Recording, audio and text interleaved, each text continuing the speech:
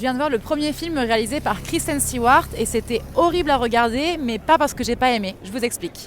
The Chronology of Water est présenté ici au Festival de Cannes dans la sélection Un certain regard. Le film est l'adaptation du livre de Lidia Yuknavitch, pardon si je prononce mal son nom, et c'est l'actrice Imogen Poots qui l'incarne et elle est remarquable.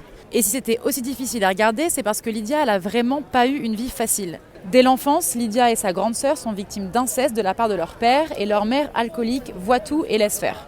Et certaines scènes sont insoutenables à regarder mais aussi à écouter. Car ce que Kristen Stewart ne filme pas, elle nous force à l'entendre avec par exemple des bruits de braguettes ou de coups.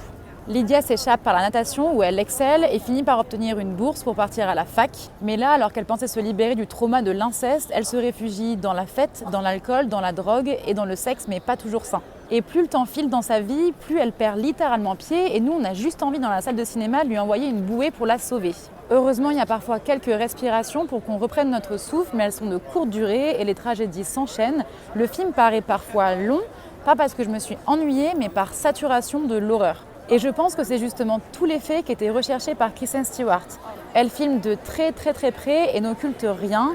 On voit les lames de rasoir par exemple, les fuites corporelles, les cicatrices ou les traces de coups. Mais c'est jamais trash ou voyeur. Au contraire, même si l'expérience est dérangeante, j'ai l'impression que le film nous force à regarder en face ce qui est tabou. L'inceste, l'automutilation, la mort, mais aussi un poil sur un téton féminin, les plis de la peau, la transpiration ou un fou rire après un orgasme. C'est un peu too much, mais Kristen Stewart semble avoir trouvé son style et moi j'ai quand même hâte de voir son prochain film dans un registre, j'espère, un peu moins sinistre.